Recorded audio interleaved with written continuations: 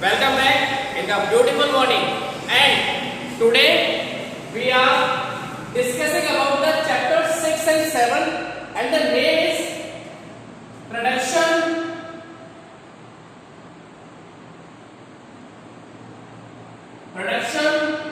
and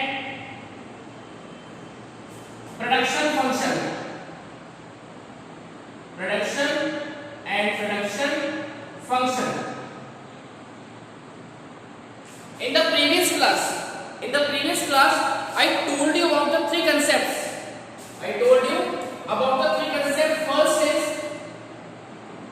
total product.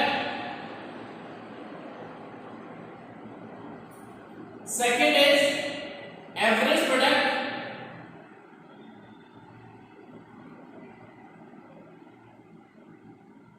And the third one is marginal product.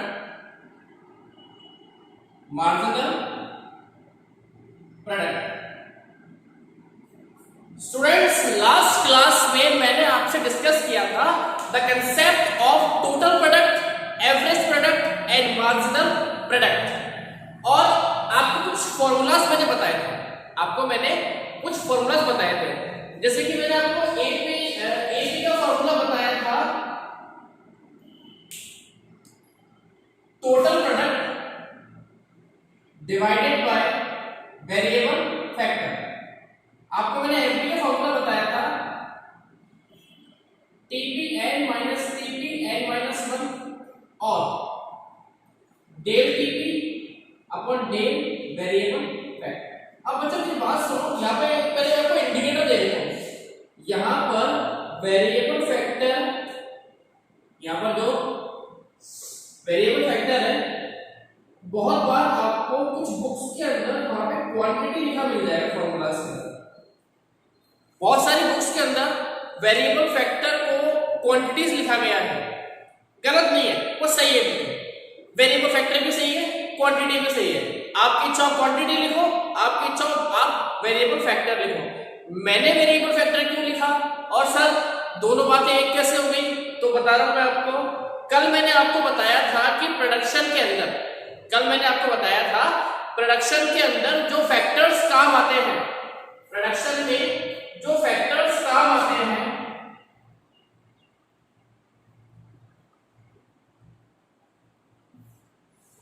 वो दो होते हैं। एक तो होता है आपका फिक्स फैक्टर, बिल्कुल सर। एक होता है आपका वेरिएबल फैक्टर, बिल्कुल सर। यही बातें आपने ये बताया था, आप रिपीट क्यों कर रहे हो? मैं रिपीट बच्चों इसलिए कर रहा हूं क्योंकि आप छोटे बच्चे हो। मैं रिपीट इसलिए कर रहा हूं क्योंकि मुझे सेटिस्फैक्शन मिलना चाहिए सबसे पहले। जब मैं सेटिस्फाई होऊंगा तो आप सेटिस्फाई होंगे, ठीक है। तो वेरिएबल फैक्टर को मैंने क्वांटिटी इसलिए लिखा क्योंकि जो प्रोडक्शन हो रहा है वो फिक्स फैक्टर और वेरिएबल फैक्टर दोनों के कॉम्बिनेशन से हो रहा है। जो प्रोडक्शन हो रहा है वो फिक्स फैक्टर और वेरिएबल फैक्टर के कॉम्बिनेशन से हो रहा है। और आप जानते हो फिक्स फैक्टर फिक्स रहता है। फिक्स फैक्टर पूरे लेवल ऑफ प्रोडक्शन में शॉर्ट टर्म पीरियड में फिक्स रहता है, तो क्वांटिटी 1 ही आनी है उसकी। प्रोडक्शन के हर लेवल पर, प्रोडक्शन की हर स्टेज पर फिक्स फैक्टर की क्वांटिटी 1 आनी है। तो उसको मैं क्वांटिटी क्यों लिखूंगा? Quantity is the variable factor. जो चीज वेरी करे वही तो वेरिएबल होगा, जो फिक्स है वो कैसे वेरिएबल होगा? इसीलिए मैंने क्वांटिटी क्या बोला है, वेरिएबल फैक्टर मैंने बोला है। आज वाली वीडियो को मैं बड़ा नहीं करने वाला हूं, छोटा वीडियो आएगा मेरा। मेरे को सिर्फ आपको ये जो मेरे फॉर्मूलाज लिखे हैं ना, यहाँ पे ये जो 2 फॉर्मूले लिखे हैं यहाँ पे, इन दोनों फॉर्मूलाज को मैं एक स्केड्यूल पे आपको बताऊंगा। एक स्केड्यूल पे मैं इन फॉर्मूलाज को आपको बताऊंगा, क्योंकि मैंने आपसे कहा था law of variable proportion start होने से पहले उसकी जितनी बातें हैं, law of variable proportion start होने से पहले उसकी जितनी भी बातें हैं, मैं सारी की सारी बातें या बोर्ड पे आपके सामने खोल के रख दूंगा। इससे बेनिफिट क्या होगा? जब वो लॉ हमारे सामने आएगा ना, तब आपके सारे डाउट्स ऑटोमेटिक क्लियर हो जाएंगे। आप मुझसे पूछोगे ही नहीं, आप भूल जाओगे मुझे। लॉ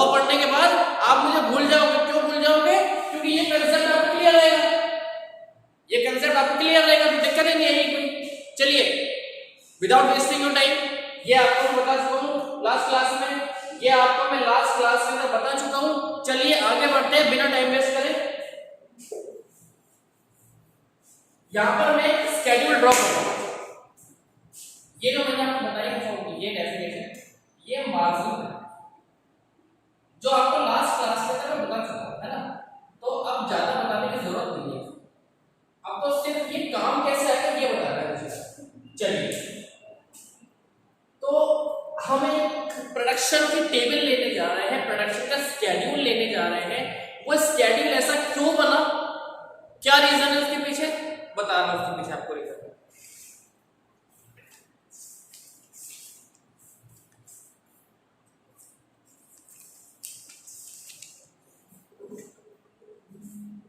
सबसे पहले मैं यहां पे ले रहा हूं फिक्स फैक्टर,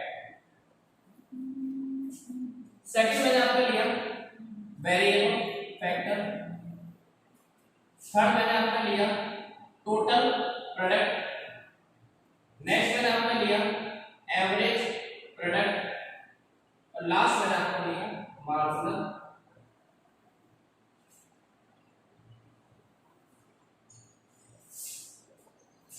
यहां तो एक और है सीरियल, वैसे तो कोई फर्क नहीं पड़ने वाला, इसमें निकाल क्या हो जाएगा।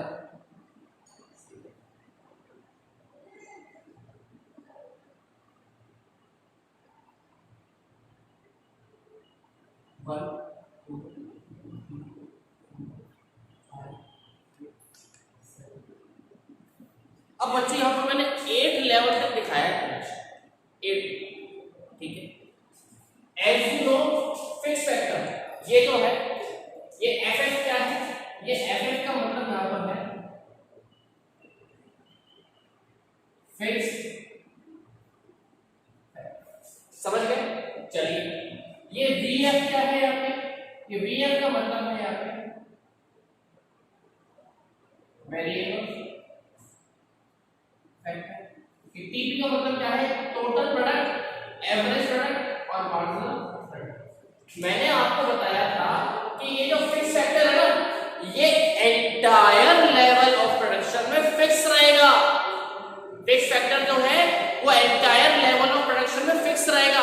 तो जब वो फिक्स रहेगा तो चेंज की कोई गुंजाइश नहीं। चलो मान लेते हैं फिक्स फैक्टर की 1 यूनिट आ रही है, फिक्स फैक्टर की 1 यूनिट।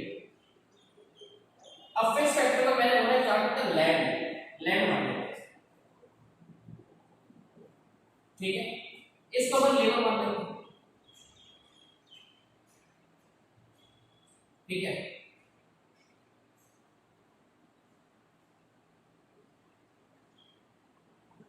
फिक्स फैक्टर की 1.2, वेरिएबल फैक्टर की 1.2, टोटल प्रोडक्ट 2 क्यों लिया सर, 2 के पीछे क्या रीजन है, क्या इकोनॉमिक्स के अंदर डेटा अपने मन से ले लेते हैं? यस, इकोनॉमिक्स में डेटा आप अपने मन से ले सकते हो, इकोनॉमिक्स में डेटा आप अपने मन से ले सकते हो, लेकिन कौन सा डेटा, सिर्फ इनिशियल लेवल, सिर्फ इनिशियल लेवल। इसके बाद में जो नंबर्स आएंगे वो सीक्वेंस में आएंगे, और सीक्वेंस क्या होगा उसका सीक्वेंस डिसाइड कौन करेगा, उसका सीक्वेंस बेटा मैं डिसाइड नहीं करूंगा, उसका सीक्वेंस डिसाइड हो चुका है प्रोडक्शन लॉस के हिसाब से, इसका सीक्वेंस बन चुका है, वो भी बताऊंगा, ठीक है। अब मैंने क्या किया, मैंने यहां पर फिक्स फैक्टर की 1 क्वांटिटी और सेकंड फैक्टर की सेकंड क्वांटिटी, टोटल प्रोडक्ट 5, इसकी third quantity 9, fourth quantity 12, fifth quantity 14, sixth quantity 15, seventh quantity 15 और एट्थ क्वांटिटी 14। सर ये क्या है, हम ये तो समझ गए, हम ये चीज समझ गए कि ये क्या हो रहा है, लेकिन ये क्या चीज है सर, तो बच्चों ये टोटल प्रोडक्ट है। टोटल प्रोडक्ट मतलब क्या हुआ, जब वेरिएबल फैक्टर की 1 यूनिट और फिक्स फैक्टर की 1 यूनिट आपस में मिले, जब वेरिएबल फैक्टर की 1 यूनिट और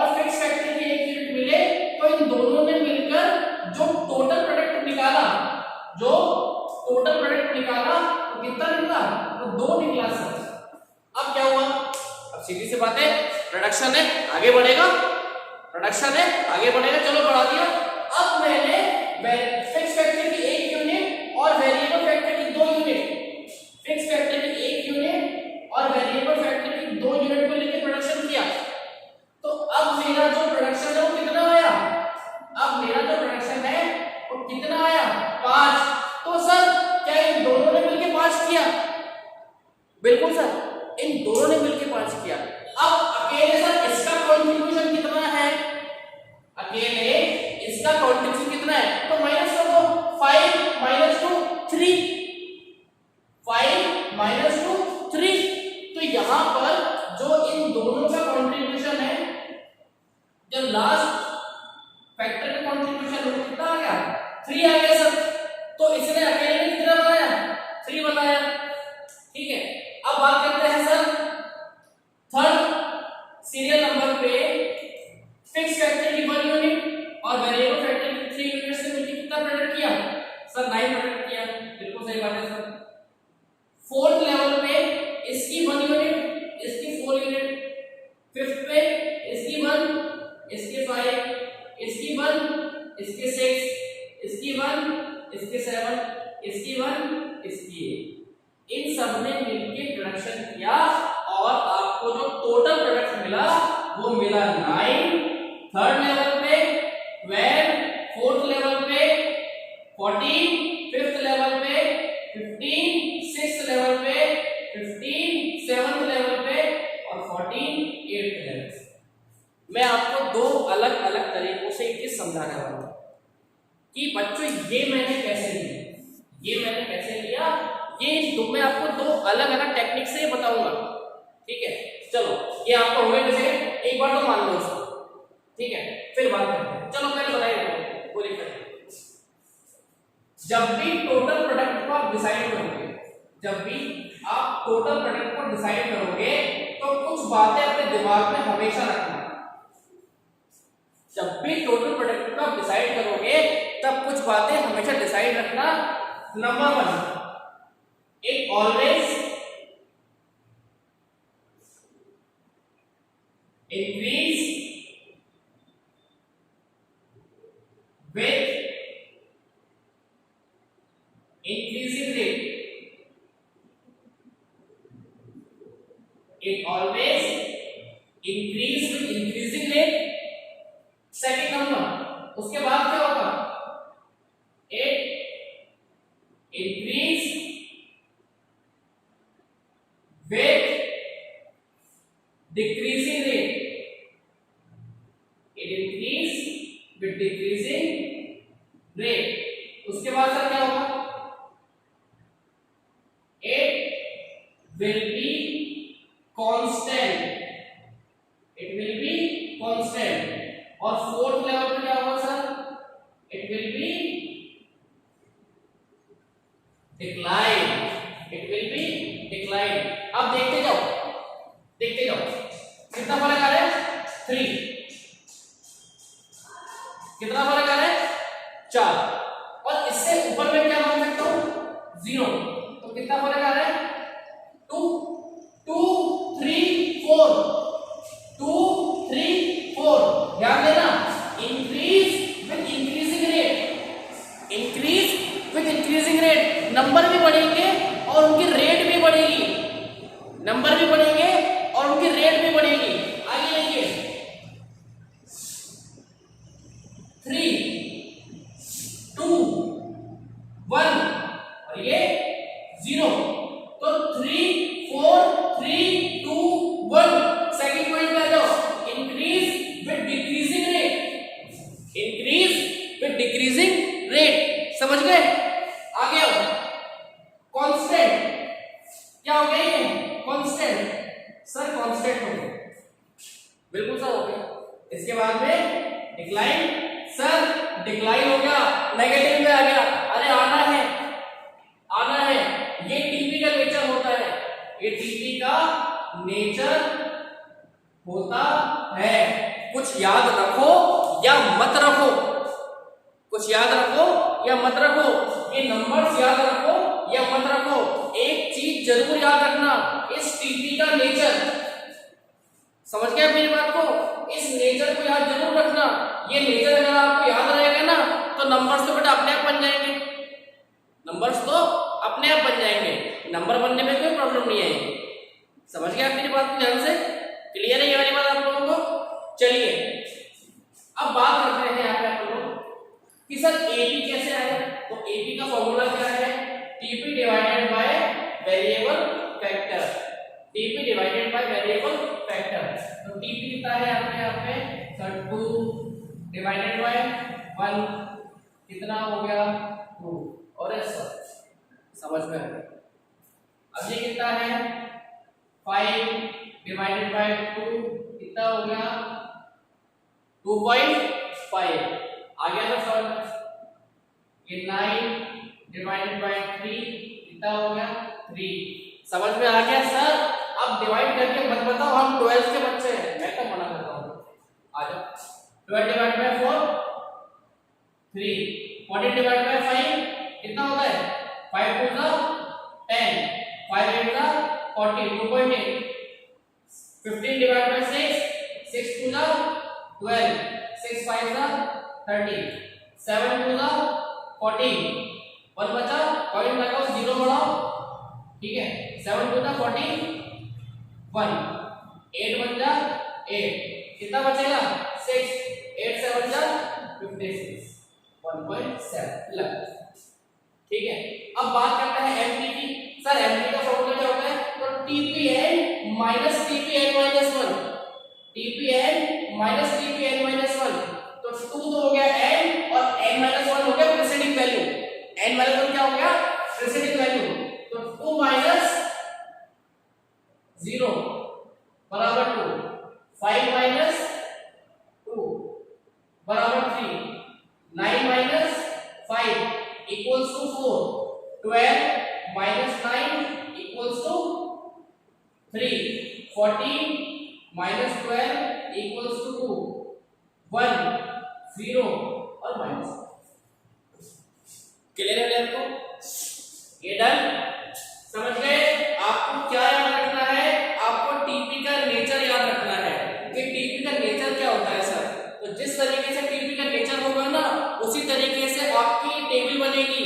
इस टेबल के जो कंटेंट है, इस टेबल के कंटेंट हमें याद नहीं करने, इस टेबल के कंटेंट हमें याद नहीं करने, बस एक वैल्यू अपने माइंड में सेट कर लो, एक वैल्यू अपने माइंड में सेट कर लो। कौन सी वैल्यू? इनिशियल वैल्यू, बाकी अपने आप मिल जाएगी।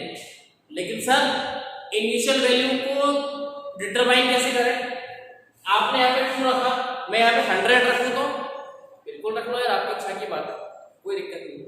बट डेटा ऐसा रखना, डेटा ऐसा रखना कि आपको तीनों सिम्टम्स दिखा सको। आप यहाँ पे सॉरी तीनों नहीं, चारों सिम्टम्स आप दिखा सको।